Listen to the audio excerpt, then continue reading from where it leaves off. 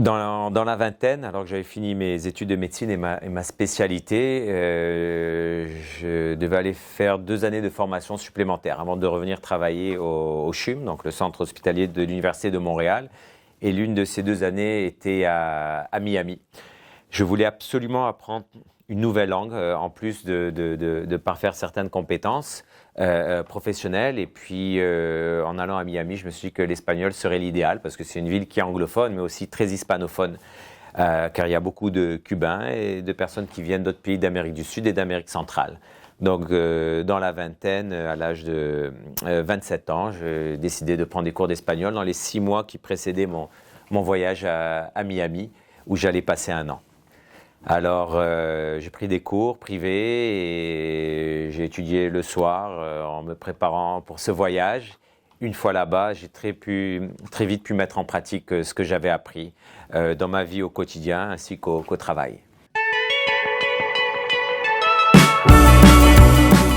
Alors, c'est sûr que c'est toujours plus compliqué que lorsqu'on apprend une nouvelle langue dans l'enfance. Personnellement, je suis d'origine libanaise, donc j'ai toujours baigné dans la langue arabe. Je suis né au Sénégal, où les 2 langues officielles sont le français et le wolof.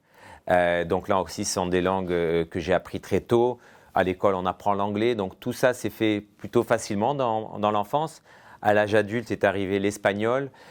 Donc c'est un peu plus compliqué peut-être. Par contre, lorsqu'il y a un objectif, un but précis, là c'était un voyage qu'elle est arrivée, un voyage professionnel et peut-être aussi culturel. Et donc là, la motivation est là. Puis ça a été assez facile. C'est une langue qui est aussi proche du français. Donc l'apprentissage n'a pas été pénible. C'était plutôt agréable.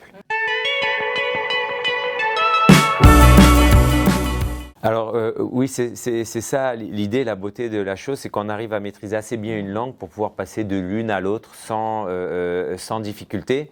Alors je vous mentirais en disant que c'est facile pour, par exemple, l'espagnol, donc ça nécessite toujours un petit effort de ma part pour initier la conversation et l'entretenir, parce que plus on avance dans la conversation avec quelqu'un, plus la personne en face qui sait parler la langue naturellement va peut-être être encore plus à l'aise. Donc là, il peut y avoir des petites difficultés, puis il faut savoir reconnaître ses limites, mais en même temps, il ne faut pas s'empêcher, quitte à inventer des mots parfois un peu faux que l'autre personne va peut-être reconnaître, mais permettre de continuer la discussion.